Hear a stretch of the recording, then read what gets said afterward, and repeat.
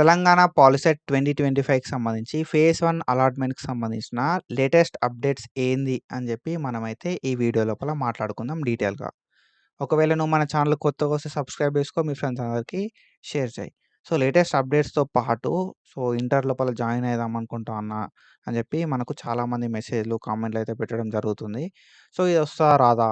ఇగ ఇది రాకపోతే మేము ఇంటర్ లోపల జాయిన్ అయితాం అని జెప్పి అంటున్నారు. సో, దాని గురించి కూడా మనం అయితే డీటెయిల్‌గా మాట్లాడుకుందాం.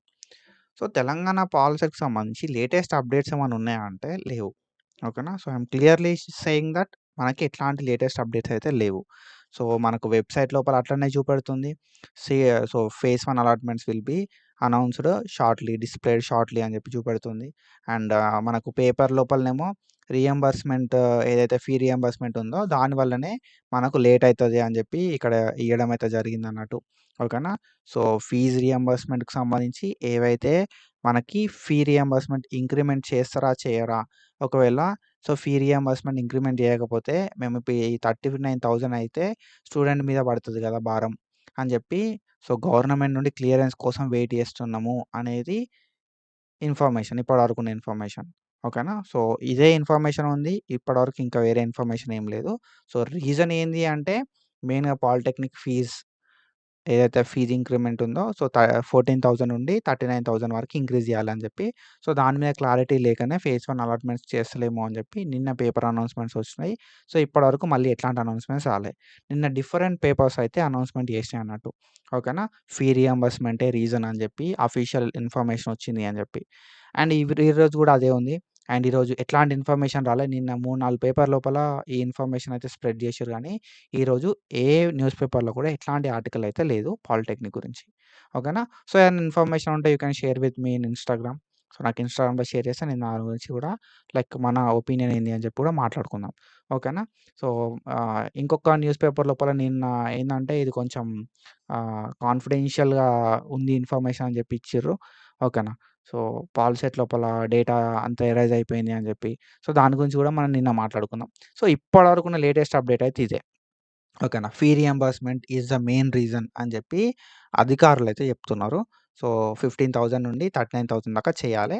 సో, ఈ 15,000 నుండి 39,000 దాకా అయితే ఇంకొక 14,000 ఎవరు భరిస్తారు ఫీజ్ అనేదే పాయింట్ ఇక్కడ. ఓకేనా. సో, ఇదే ఇప్పటివరకున్న అప్డేట్. ఇంకా ఎట్లాంటి అప్డేట్ అయితే రాలేదు. ఏమన్నా వస్తే నేను ఫర్దర్‌గా మీకు చెప్తా. And when it comes to official updates ఏమైనా ఉన్నాయా అంటే ఏం లేవు. So, as we discussed official updates అయితే ఏం లేవు. అండ్ అలాట్‌మెంట్స్ అవ్వవా ఇక అని జెప్పి మనోళ్ళు కామెంట్‌లు పెడుతున్నారు. సో, ఇగ కావా బ్రో ఈ అలాట్‌మెంట్స్ అని జెప్పి. పక్కా అయితాయి allotments. Maybe take some time. కానీ అలాట్‌మెంట్స్ అయితే మనకు అయితాయి. అలాట్‌మెంట్స్ కాకుండా ఇయర్ అంతా అట్లనే ఉండదు గదా! సో, మేబీ 1 వీకా, 2 వీక్సా తెలవదు గానీ అలాట్‌మెంట్స్ అయితే పక్కా అయితాయి. ఓకేనా. సో, అప్రాక్సిమేట్‌లీ మనం ఒక 1 వీక్ అనుకుందాం. ఓకేనా. సో, ఒక 1 వీక్ అయితే అనుకుందాం. సో, చెప్పలేము ఎప్పుడైతదని జెప్పి. ఎందుకంటే వాళ్ళకే ఒక క్లారిటీ లేదు. ఓకేనా. సో, ఎట్లాంటి రెస్పాన్స్ గూడా లేదంట. సో, క్యాంప్ ఆఫీస్‌కి ఎళ్ళిన కొంతమంది కామెంట్ పెట్టిర్రు గదా! సార్ మేమక్కడికెళ్ళినాం. బట్ మాకెట్లాంటి రెస్పాన్స్ వాళ్ళు ఇయ్యలేదు అని చెప్పి చెప్తున్నారన్ని.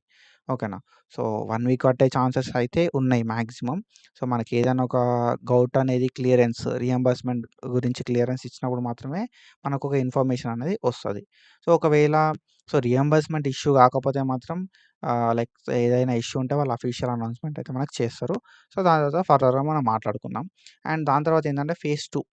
సో, ఈ ఫేజ్ 2కి సంబంధించి షెడ్యూల్ అయితే మొత్తం చేంజ్ అయిపోతది. ఫేజ్ 1 అలాట్‌మెంట్స్ కాలేదు కాబట్టి ఫేజ్ 2 అయితే షెడ్యూల్ చేంజ్ అయితది పక్కాగా. సో, అదొకసారి మైండ్‌లో పెట్టుకోరి మీరు. ఫేజ్ 2కి మళ్ళీ షెడ్యూల్ అయితే రిలీజ్ చేస్తారు.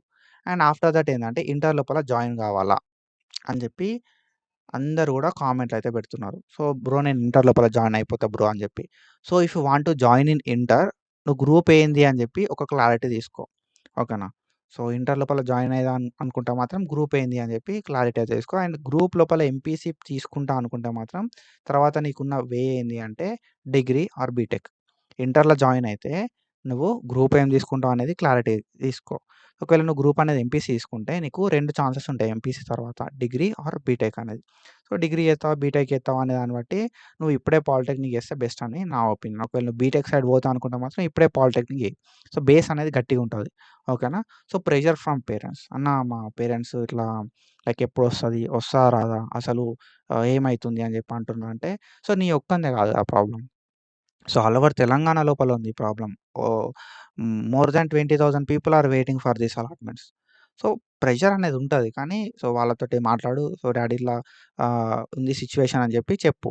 ఓకేనా. So, explain the situation. So, వాళ్ళు అర్థం చేసుకుంటారు పక్కాగా. మీ ఒక్కరిదే ఆగలేదు కాబట్టి పెద్ద ప్రాబ్లమ్ ఏం గాదు. సో, చెప్పండి క్లియర్‌గా.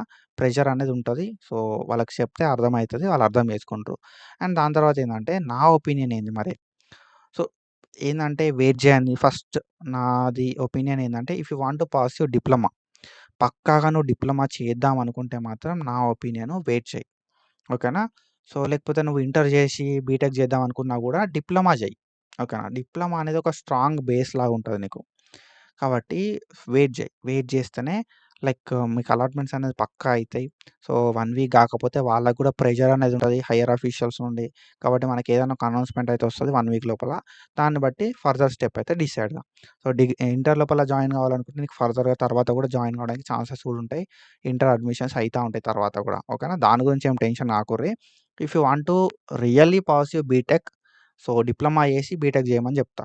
సో, నువ్వు ఎంపీసీ చేసిన తర్వాత బీటెక్ చేద్దామన్నా ఒక ఎంట్రన్స్ రాయాలే. డిప్లొమా చేసిన తర్వాత నువ్వు బీటెక్ చేద్దామన్నా కూడా ఎంట్రన్స్ రాయాలి. సో, దేనికైనా ఎంట్రన్స్ రాయాలి. దేనికైనా కష్టపడాల్సే ఉంటది. ఓకేనా. కానీ నువ్వు ఏదైతే డిప్లొమా తర్వాత నువ్వు ఎడ్యుకేషన్‌ని ఆపేసినా గూడా నీకు డిప్లొమా తోటి జాబ్స్ అయితే ఉంటది.